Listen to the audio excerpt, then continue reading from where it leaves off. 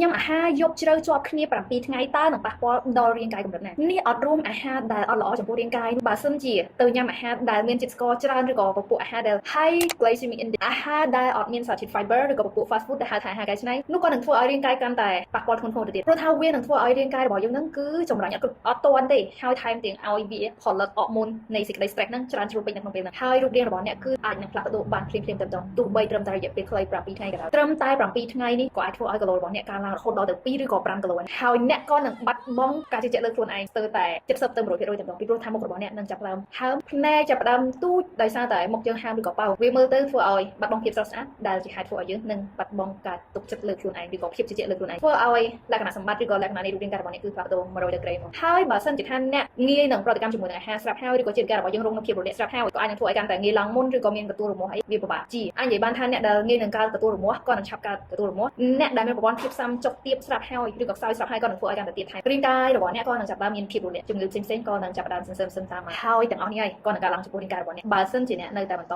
ញ៉ាំជាប់គ្នាយប់ជ្រៅហើយថែមញ៉ាំអាហារមិនល្អថែមទៀតនោះត្រឹមតែ7ថ្ងៃក៏ធ្វើឲ្យរាងកាយរបស់អ្នកផ្លាស់ប្ដូរយ៉ាងមហាសាលដូច្នេះញ៉ាំបានតែកុំភ្លេចមានវិន័យចំពោះខ្លួនឯងហើយសុខភាពល្អតតែយើងចាប់ផ្ដើមអនុវត្តពីខ្លួនឯងបន្តិចម្ដងយើងមកសុខភាពល្អរបស់គ្នាជាមួយនឹង Silvigrate